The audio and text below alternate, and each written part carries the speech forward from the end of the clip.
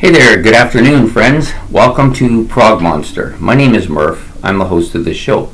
This is a show dedicated to progressive rock and other forms of rock music. So today we're back at our series, which is day 17, April 17th, Dynamic Duo number 17. And this one, I probably won't get much of an argument with from people. They deserve to be on any top 10 list of any kind, really.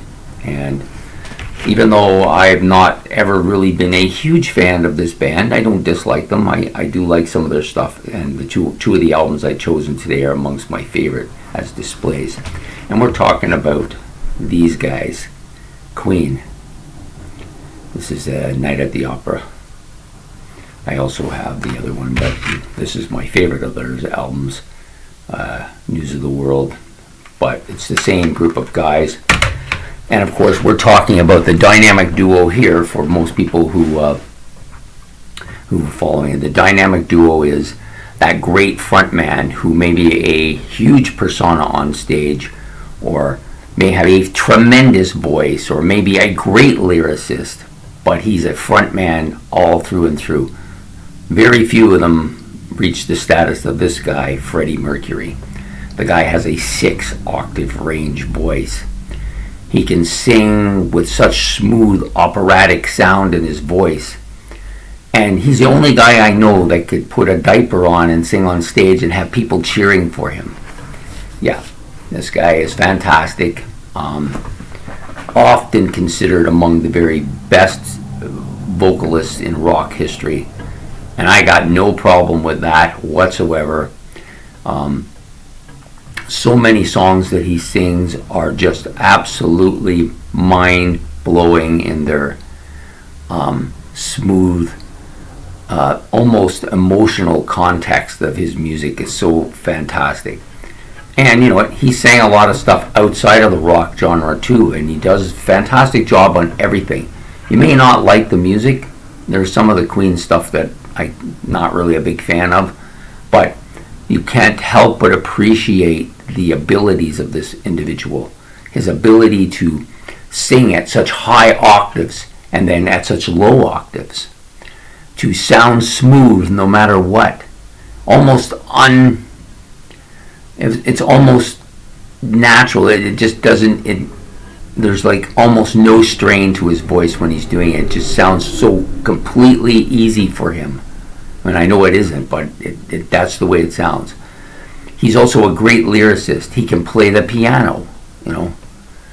He's a dynamic character on stage for sure, and very dominant individual.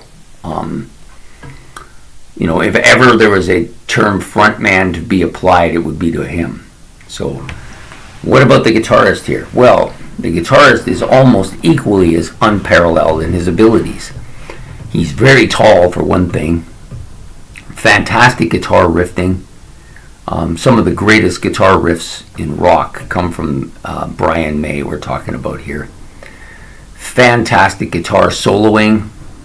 He's also, of course, well educated, but he can write those memorable songs too. Fantastic. The two of them together on stage. He can also sing as well. Very frontal type of guy. You know, very few people, when you ask them about Queen, they're not going to be surprised by these two. You're not going to surprise them, oh, I never seen that guy before. That is never going to be said. Yeah, just a tremendous guitar player. Both lead and rhythm. Some great, like I said, great moments where he puts some fantastic stuff together. You know, some of the songs on this album are among my favorites. And he's not just a one-dimensional guitar player. He can play the acoustic bits. He can play other instruments that are guitar-alike.